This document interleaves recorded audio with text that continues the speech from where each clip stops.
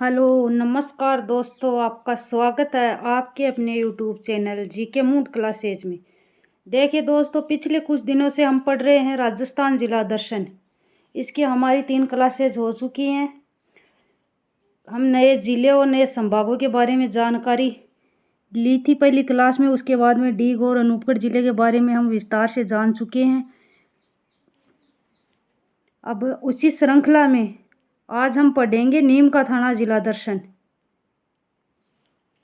तो चलिए शुरू करते हैं।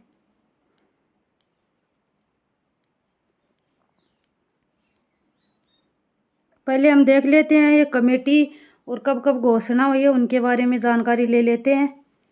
राम बुलैया कमेटी, जिसका गठन हुआ 17 मार्च 2023 को। नए जिलों और संभागों के बारे में जानकारी लेने हेतु राम बुलैया कमेटी का गठन किया गया। कौन से नए जिले बनने हैं, कौन से नए संभाग बनने हैं, उनके बारे में जानकारी हेतु राम बुलैया कमेटी का गठन 17 मार्च 2022 को किया गया। नए जिलों व संभागों की घोषणा की गई 17 मार्च 2023 को।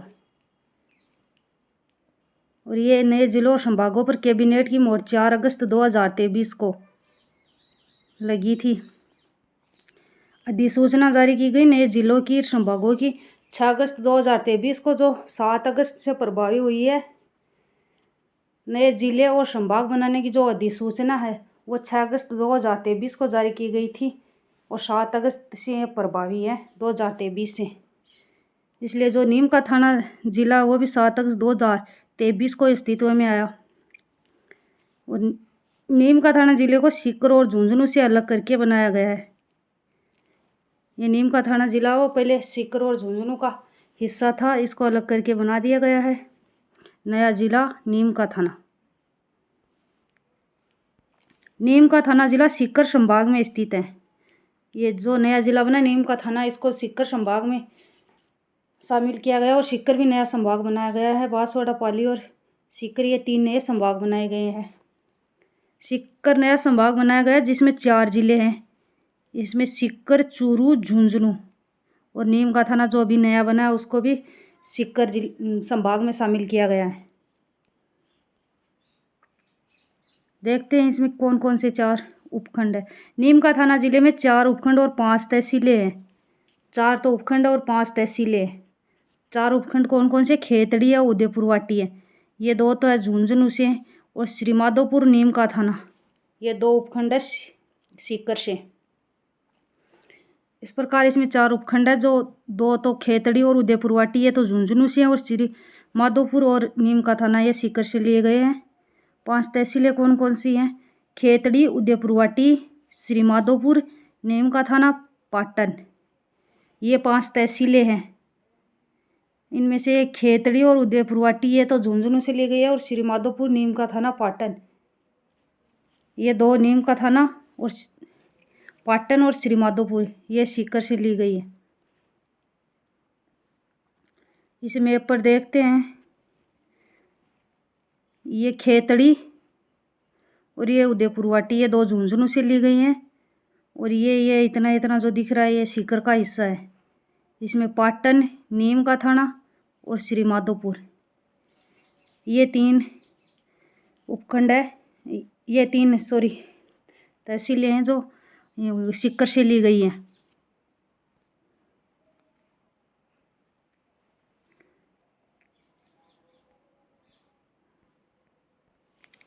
झुंझुनू जिले से खेतड़ी और उदयपुर वाटी उपखंड लिए गए हैं।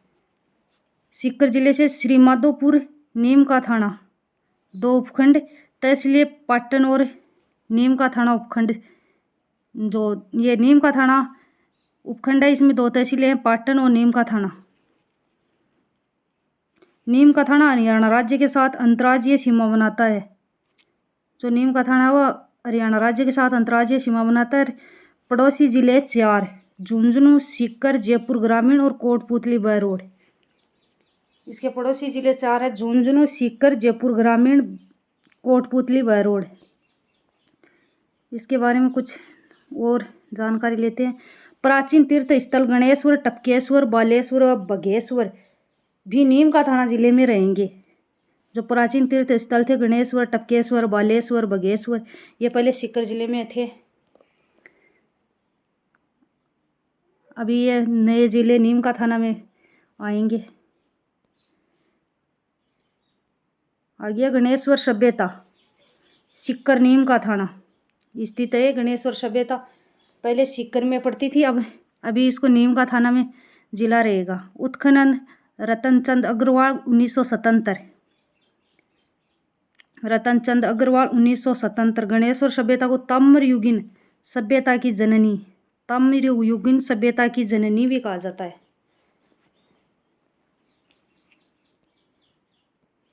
आगे देखते हैं।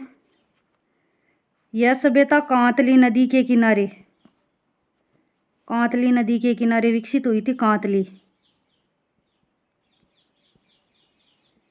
कांतली नदी के किनारे स्थित है। यहाँ से जो तांबे के औजार मिले उसमें तांबे की शुद्धता 99% तक पाई जाती है।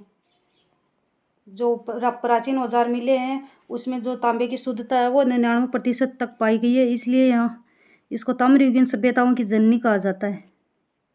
गणेश्वर को पुरातत्व का पुष्कर, पुरातत्व का पुष्कर, ताम्र संचयी संस्कृति और गणेश्वर को भारत में ताम्रयुगीन सभ्यताओं की जननी कहा जाता है।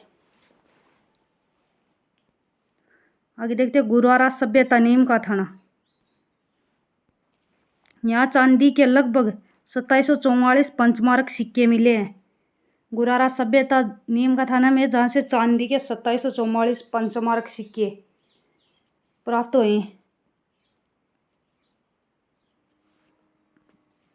कांतली नदी के बारे में जानकारी लेते हैं। कांतली नदी खंडेला की पहाड़ी सीकर से निकलती है, सीकर से निकलती है। नीम का थाना जिले में बहती हुई झुंझुनू, और झुंझुनू से चूरू जिले की सीमा पर जाकर समाप्त हो जाती है। ये चूरू जिले की सीमा पे जाके समाप्त हो जाती है। सीकर से निकलती है, सीकर से निकल के अब अभी पहले सीकर झुंझुनू 2 जिलों में बहती थी, अभी 3 जिले हो गए हैं। सीकर, सीकर से नीम का थाना, झुंझुनू और चूरू की सीमा पे जाके समाप्त हो जाती है। राजस्थान में बहने वाली अंतःप्रवाह क्षेत्र की सबसे लंबी नदी है। राजस्थान में बहने वाली, राजस्थान की अंतःप्रवाह की सबसे लंबी नदी तो घग्गर करना है, लेकिन राजस्थान में बहने वाली सबसे लंबी जो राजस्थान में बहती है ओनली, उसमें पूछा जाए तो सबसे लंबी नदी अंतःप्रवाह की कांतली होगी। अगर अकेले राजस्थान में बहने वाली पूछी जाए तो हमको कांतली नदी करना होगा, और ऐसे पूछा जाए कि राजस्थान के अंतःप्रवाह की सबसे लंबी नदी तो घग्गर।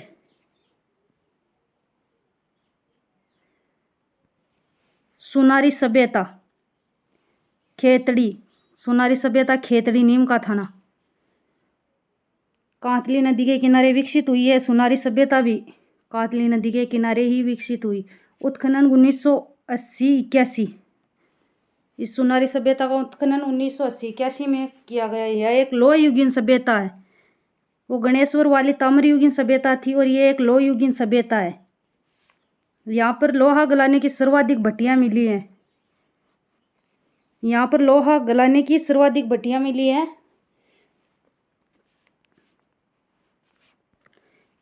खेतड़ी नीम का थाने में कुछ इम्पोर्टेंट तथ्य वो देख लेते हैं। राजस्थान की ताम्र नगरी भी इसको कहा जाता है। भोपालगढ़ दुर्ग भी यहाँ है। हिंदुस्तान कॉपर लिमिटेड संयंत्र SCL, जिसकी स्थापना नवंबर 1967 में की गई, वो खेतड़ी में ही स्थित है। सेठ पन्नालाल शाह का तालाब स्थित है। रामकृष्ण मिशन भवन स्थित है। बागौर की हवेली है। भटियानी जी का मंदिर। खेतड़ी महल, खेतड़ी में भव्य महल है। उसका निर्माण 1770 ईस्वी में भोपाल सिंह द्वारा, जिन्हें शेखावाटी का हवा महल, खेतड़ी महल को शेखावाटी का हवा महल और राजस्थान का भूल भुलैया, राजस्थान का हवा महल तो जयपुर में है और शेखावाटी का हवा महल खेतड़ी। खेतड़ी में दाढ़ी मूछ वाले राम लक्ष्मण जी का मंदिर स्थित है। दाढ़ी मूछ वाले राम लक्ष्मण जी का मंदिर भी खेतड़ी में स्थित है। खेतड़ी में वंशिया रिजर्व एरिया उदयपुर वाटी के मनसा माता कंजर्वेशन रिजर्व क्षेत्र में लेपर्ड सफारी नीम का थाना जिले के विशेष आकर्षण रहेंगे। वंशिया रिजर्व एरिया और उदयपुर वाटी का मनसा माता कंजर्वेशन रिजर्व में जो लेपर्ड सफारी है वो आकर्षण का मुख्य केंद्र रहेगा।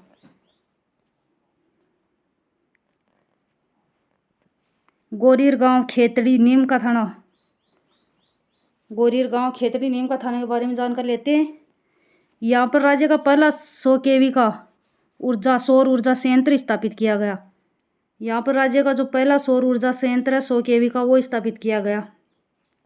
राज्य की पहली महिला मंत्री एवं पहली महिला उप मुख्यमंत्री कमला बेनीवाल का जन्म स्थान भी गोरीर गांव खेतड़ी है। श्री माधोपुर नीम का थाना की पंसारी की हवेली प्रसिद्ध है। श्री माधोपुर जो पहले सीकर में पड़ता था, अब नीम का थाना में है, वहाँ की पंसारी की हवेली प्रसिद्ध है। उदयपुर वाटी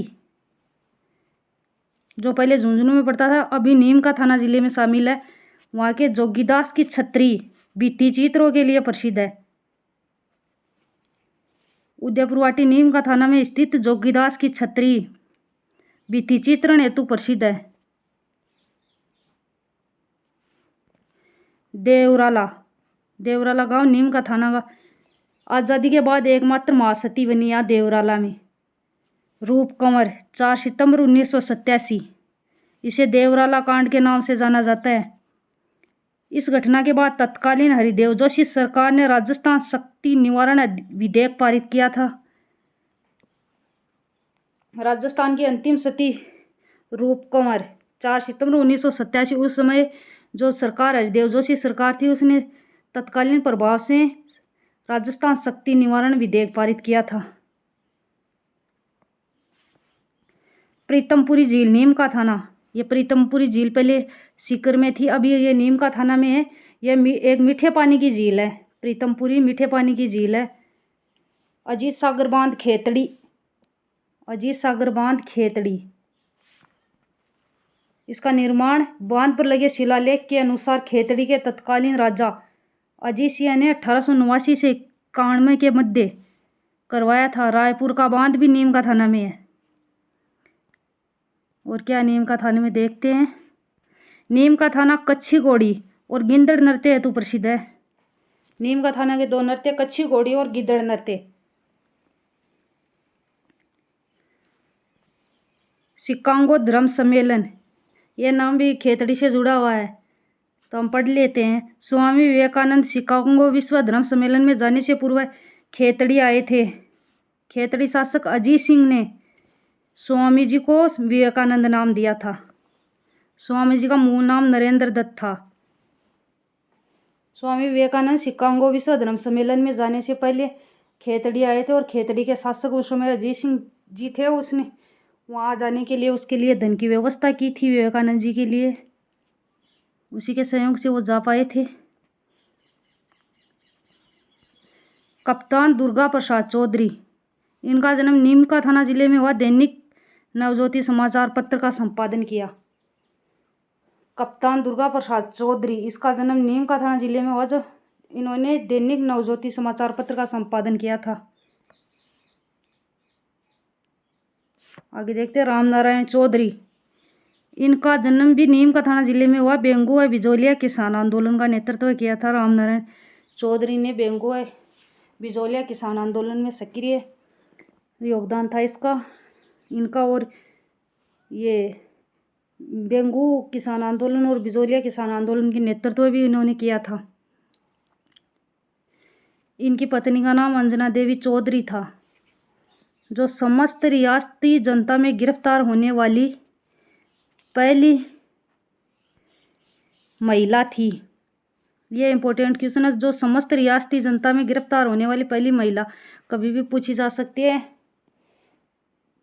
श्रीमती अंजना देवी चौधरी थी। 1942 में श्रीमती अंजना देवी चौधरी ने भारत सेवक समाज की स्थापना की। वीडियो पूरा देखने के लिए धन्यवाद दोस्तों। वीडियो पसंद आए तो लाइक शेयर करना, और अपने दोस्तों के साथ शेयर कर दिया करो वीडियो को। जय हिंद, जय भारत।